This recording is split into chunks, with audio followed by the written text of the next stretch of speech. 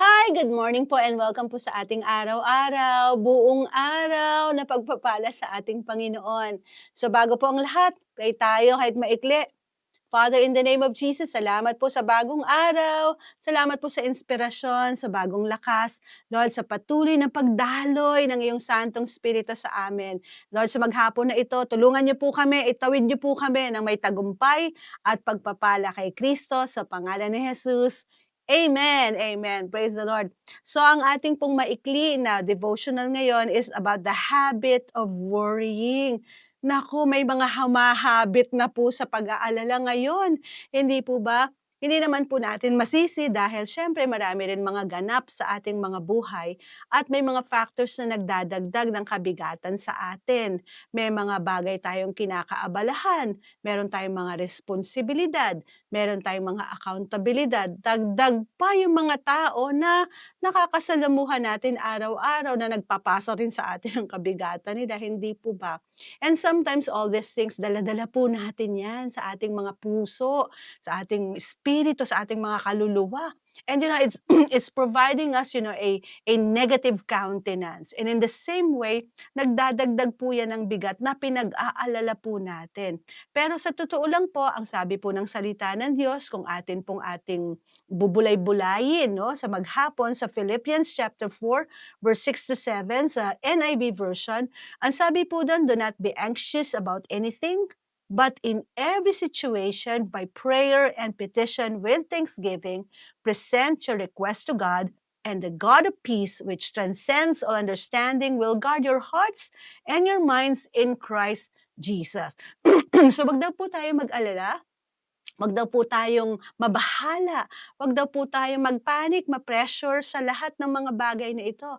Maganda po ito sa Passion Translation. Ang sabi po doon, "Don't be pulled in different direction or worried about a thing. Be saturated in prayer throughout each day, offering your faith-filled requests before God with overflowing gratitude."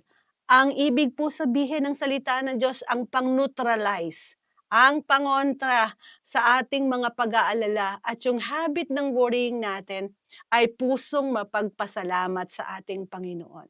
So instead na po pinapanalangin po natin yung ating mga worries or tayo po ay nag-aalala, we are keeping that in our mind. Ito yung paulit-ulit na tumatakbo sa ating isip, kung ano yung concern natin, kung ano yung ating mga dinadala, ang maganda raw po palang ilaman ng ating puso't isipan ay yung ating mga panalangin ng may pasasalamat sa ating Panginoon. That overflowing gratitude.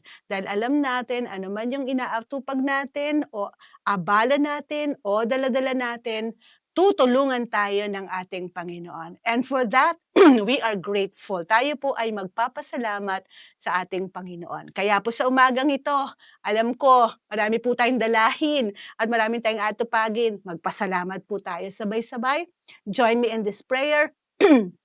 Father, in the name of Jesus, maraming salamat po, Panginoon, sa patuloy na pagbibigay niyo ng kalakasan sa bawat isa sa amin.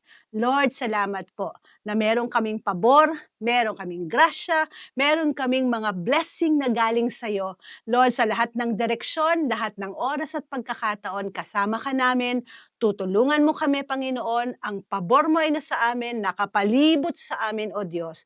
Ang kamay ng Diyos ang patuloy na nag-a-uphold, humahawak, tumatangan sa kanyang mga anak. Lord, salamat po, nagtitiwala kami at nagpapasalamat na, Lord, na sa buong maghapon na to, tagumpay kami, answered prayers kami, Panginoon. Lord, lahat ng mga bagay na hinihingi namin ay ipinagkaloob mo na. Lord, we thank you for your grace. We bless you. In the name of Jesus we pray.